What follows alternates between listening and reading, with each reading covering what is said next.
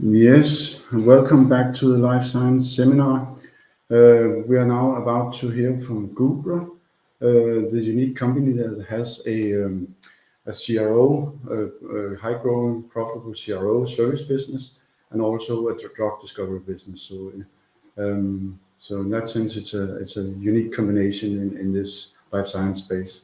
Gubra has a market cap of 1.9 billion Danish kroner, and with me today to present the company is CEO Henrik Blau and CFO Christian Borbos. So with that, welcome to both of you, and I will hand over the floor to you. Thank you very much. It's a pleasure for us to present Gubra to you this morning, and we'll just jump straight into the slides here. Oh, there we go. First of all, the disclaimer, and that was one too many. So here we go. Exactly as you mentioned, Gubra has a hybrid business model. So we have one business arm, which is the service business, and we have another one, discovery and partnerships, which is the biotech business.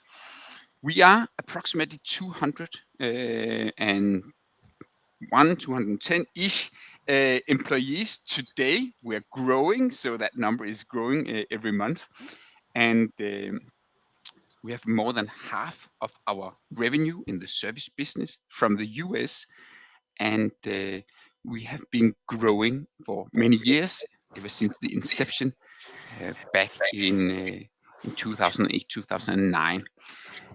In the service business, we are right now, or have been serving 15 out of top 20 pharma companies in the world, measured by market cap. So we really have a very solid customer base. But diving a little more into what does it mean to be a service company, a CRO in this industry, we are specialized, and we are highly specialized in the research that is called preclinical research. That is what's happening in the laboratories before you are testing your new therapies in man, on patients. So if, for example, if there's a big pharma company who are developing a novel, could be a pill against fatty liver disease, we can help out finding out if version A or version B of the pill is the better one, if what dosage there should be in the pill, and how often you should take the pill. That's the kind of answers that our experiments in the laboratories can do. In the discovery and partnership business, this is where we have our own ideas, our own projects. We mature them to the right level. So that means that we do the same research for these projects as we do in the service business. So we mature them until they are ready for tox studies, as an example, toxicology studies, and then we partner them so that we hand over the project to a partner, typically a biotech or a large pharma company, and then they take it on towards the market.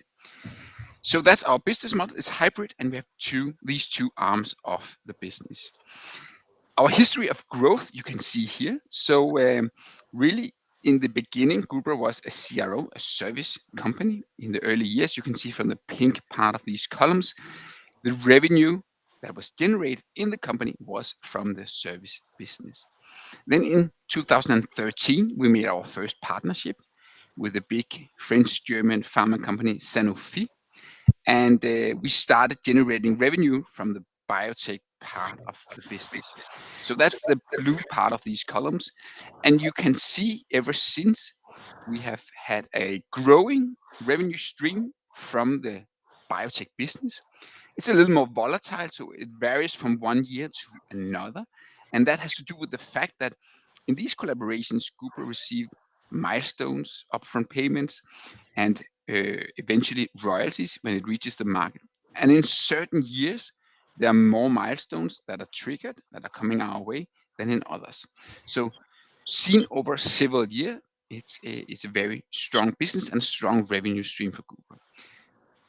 If you look towards the service business, the pink part of this graph, you can see it's a lot more steady. It really is a steady income, and there we have a decent margin so it's a whole different type of business we are running in this part of the business.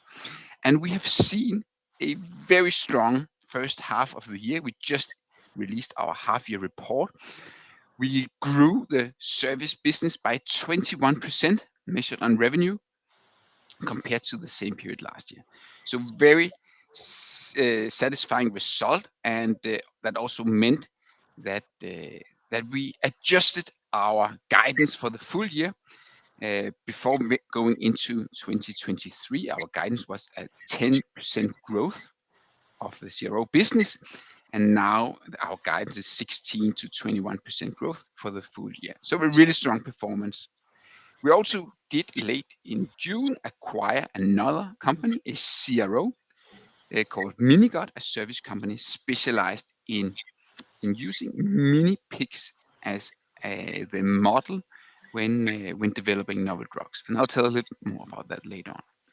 From the discovery and partnership business, so the biotech part of Gubra, we also had some strong news coming out. So we did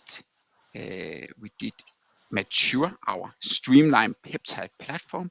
That's a really central technology for our pipeline.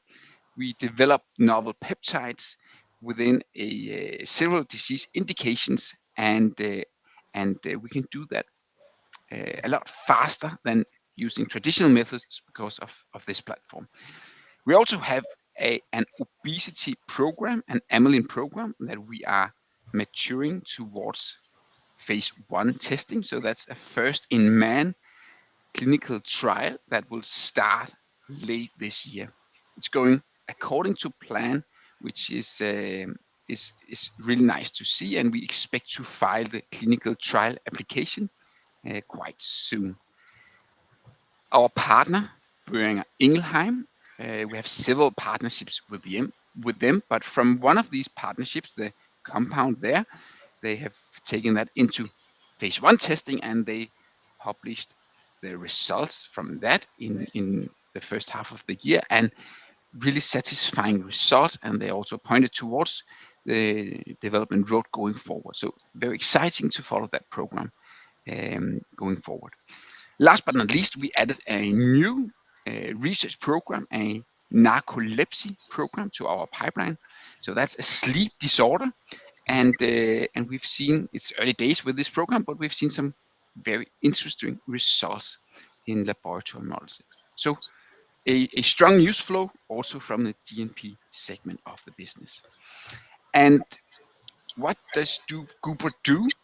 We are, as mentioned, highly specialized, and we're specialized within metabolic diseases and related disease areas.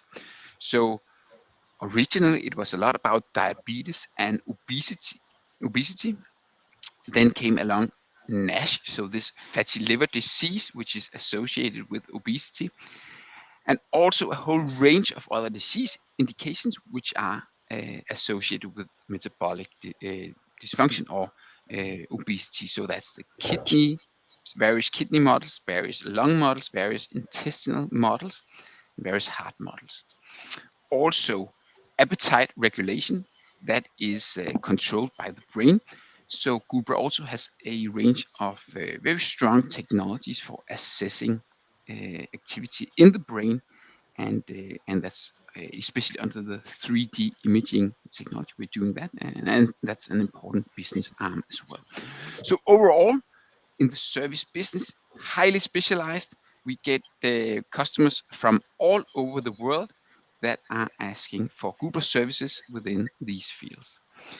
And as mentioned initially, 15 out of top 20 pharma companies are or have been customers of Gubra, and many of these for a very long period of time, some for decades, or for more than a decade. So we see a strong trend that we build long-lasting relationship with clients. That's the dark blue part of these columns, the number of recurring clients every year, and the light blue, that these are the new clients. So also a healthy influx of new clients every year. And as mentioned, in June, we acquired MiniGod. So historically, Gubra has a stronghold in rodent models. So that's laboratory models based on especially mice, but also to some extent rats. But when you develop a drug, you at some point in time have to test it in higher species. And the mini pig has a very strong model for this. It resembles the human physiology quite well when it comes to the intestines, when it comes to the heart, and so for certain very important aspects related to metabolic diseases, the mini pig is a strong model. And now we have a facility, and we can add mini pig models to our model catalog once this has been fully implemented in our digital platforms. So late June this happened, and we are right now running the first test experiments, and we expect this to contribute to Gubra's overall revenue already next year. So here we have a summary of the financials, and Christian, please. Yes, thank you, Henrik. And as Henrik talked about in the beginning, the first half of 23 has been really good for Gubra. We've been growing, the CRO business quite rapidly, and that's been across many disease categories. If we should mention a few, then we have, the fatty liver, which is called NASH, and there in last year there was some important industry data that supported more companies doing studies within that field, and that has sparked an increased demand for Gubra's highly ranked preclinical liver models. Also the kidney field, which is another field that Gubra has developed during the last couple of years, where we can offer more services now within kidney, and we can see that taking off quite rapidly, and that's both demand from big pharma to small biotechs.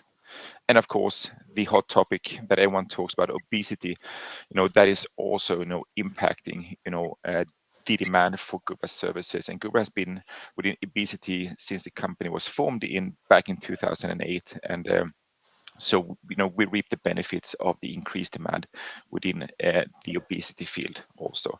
And last but not least, within the lung field, the IPF, which is probably Gubra's newest disease category. There we also see very sound growth.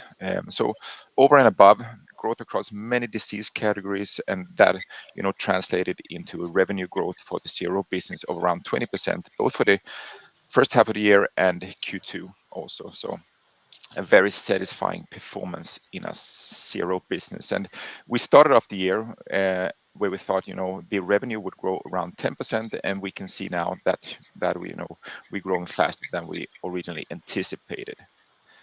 In terms of earnings, we have a solid EBIT margin in the first half of around 27%, and I will come back to the outlook, but for the full year we see around 25%. So all in all, sound, high growth in the first half of the year and satisfactory earnings. Thank you, Christian. Now we'll dive a little more into the discovery and partnership arm of the business. So that's the biotech part of the business, you may say. We use approximately 1/3 to half of our resources on this business arm, and we have a pipeline which I will present later. But a lot of these programs originate from the Streamline platform. Historically, when developing peptides, you make a few, 10 to 20. You make variations in these, and you see which ones are the best. And the learnings you take on to the next round, and you make a new generation, a new iteration, and that you do for several times until you have the desired properties in your molecule. But it takes a long time. So using artificial intelligence, we have created the Streamline platform, where we create thousands of variants. We test them in parallel for a number of parameters, and that generates very huge data sets, which only can be used by artificial intelligence. It's not possible simply for humans to grasp all the information in these data sets. So that's the secret of the Streamline platform, and we have been able to generate some very strong clinical candidates, we think, using this platform. We're continuously developing it. So originally, the peptide drugs on the market, they were all linear, resembling natural hormones. Now we create circular peptides and polycircular peptides, and that gives a range of new properties to peptides and enable us to go into new disease areas. We recently announced a new collaboration with a biotech company called HeMap, and that was actually outside our competence area with regards to disease. They work with bleeding disorders, but because of this streamlined platform, they came to us and they asked if we could develop a new peptide, and then they will do the development towards the market. So a new way for us to do collaborations, and really that has to do with the fact that our streamlined platform can now handle a lot more complicated peptides. So this is our pipeline. The top 5 up there are all partnered, 3 with Boehringer Ingelheim, all in obesity. And as mentioned initially, we've seen strong results coming out of the first one of these, and also the other ones we find are very strong programs. We have the collaboration with HeMap as well, which I just mentioned, in bleeding disorders, and then we have collaboration with Silence Therapeutics within liver diseases. All the green ones are the ones that are internal, not partnered yet. The most advanced is the amylin program. It's within obesity, and there are other companies with strong amylin candidates in development, paving the way through the clinics. We will only mature this program into the early clinics, and then we will partner it. And as the obesity market is growing rapidly, we see strong interest from a lot of players around the world who wants to move into obesity. So that is that's why we have this quite obesity dense pipeline, several obesity programs that we will be partnering over time. Overall, we have a guidance that says 1 to 2 new partnerships per year, and of course, these pipeline programs that you see here are an important aspect with regards to deliver on that. This is summing up on the discovery and partnership. So we have the amylin program, which I just mentioned. It's being developed for the clinics. We're handling in soon the clinical trial application, and expect to test it in the first human being late this year. The data that I've brought here from rats, and you can see what happens if you treat the rat with semaglutide, a very powerful GLP-1 analog, and if you test it with our Gubra amylin compound, which also gives a body weight reduction. And then if you combine these 2 molecules, if you put a GLP-1 analog on top of the amylin, there's an additive effect, and you can reach these weight losses of around 20%. So we see this as the obesity model going forward. It will be a combination of several drugs in one, and there are a range of other companies out there moving in that direction, and we see Gubra's pipeline being a very strong pipeline with regards to obesity. So Henrik, sorry for interrupting. Yeah. I think as time is flying in this very thorough and interesting presentation, perhaps we should try and go to some of the questions. Yes, I just have one last point here, and that's Gubra has a very strong commitment. 10% of our profits are invested in green investments, and that's has been part of the company DNA ever since the inception. And then I'll skip to the guidance slide here, and we can just let it hang up there and take the questions as we look at it. So do you have any questions? Yes. Just as you mentioned the amylin project, just trying to better understand this as you develop this and at some point give it over to a partner. But ultimately, or potentially, do you expect this to be a standalone product or a combination product? Because you have showed this illustration of its efficacy as a combination drug. So what should we understand going forward? So it can be used as a standalone product, but generally we see the obesity field moving towards combination products. So we have developed an amylin that is that can be formulated at neutral pH. That means you can actually co-formulate it with a range of the other products on the market or in development. So the most likely scenario is that it will be part of a combination treatment. Okay. Then there's a question regarding the termination of the partnership with Bayer. Actually, the share price reacted positively, and I know that you remain confident about the product. Can you just update us on why you are so positive on a termination of a partnership?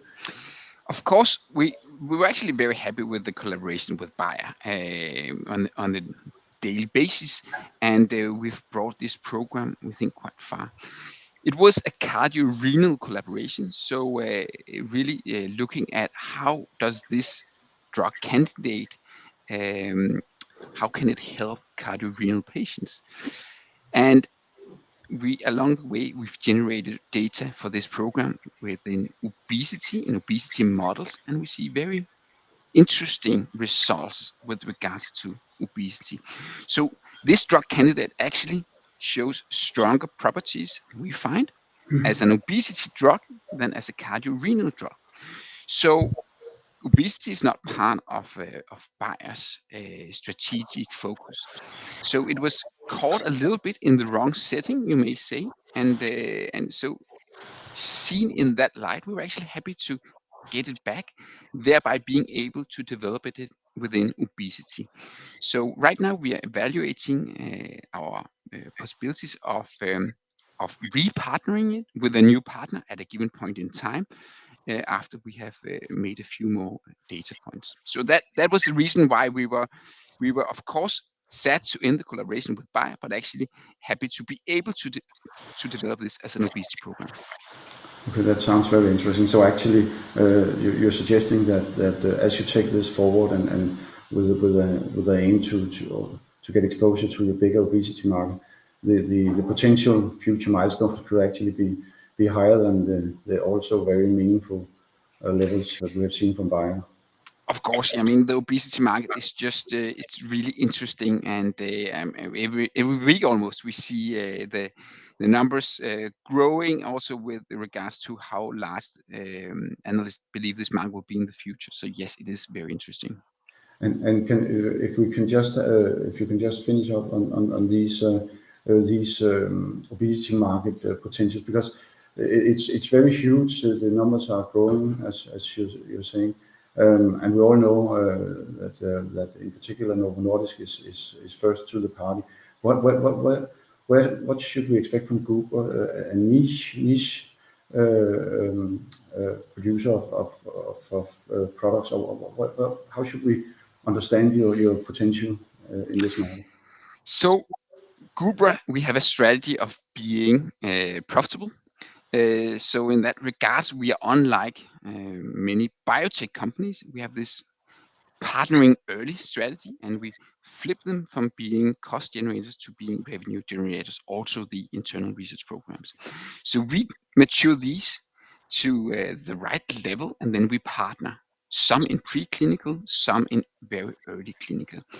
So we do not want to get caught in a place where we have to invest large sums in one program only. So we rely on partnerships, and we will hand these programs over to partners, and they will develop it towards the market. So that would be the role of Gubra. We will be partner up with probably different players, and we will be in the revenue stream, receiving milestones and royalties as these are progressed towards the market. So we see again huge interest, strong players who would like to move into this obesity market, and of course we are aiming for developing and partnering with these players. Okay, thank you very much. Time is running, so with that positive note, we say thank you to Henrik and Christian from Gubra, and thank you for now. Thank you.